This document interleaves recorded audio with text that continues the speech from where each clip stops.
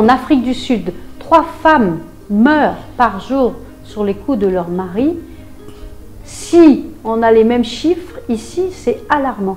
Un homme violent, il n'est pas violent comme ça, non, il a préparé son terrain.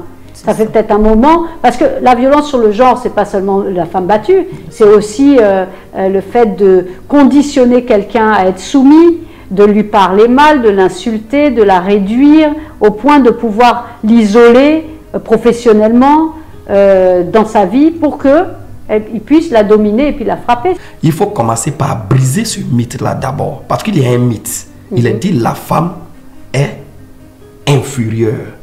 Ils ont fait un inversement de la culpabilité en disant bon, bah, c'est elle qui est en tort d'accuser son mari de la taper, elle aurait dû gérer les choses, c'est pas une bonne femme, elle sait pas gérer son foyer, alors que dans la réalité, le monsieur est violent. Je ne savais pas, quand vous dites à un policier que la dame a été violée par son mari, ça sonnait pas dans la tête du policier.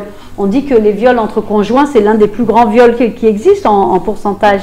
Mais quand on dit ça, il y a beaucoup de gens qui vont rigoler, ils vont dire mais viol entre conjoints, c'est quoi encore cette histoire? Comme ça, j'aime beaucoup mon mari, je ne vais pas perdre mon foyer. L'amour qui prime. Mais tu l'aimes, mais il te bat.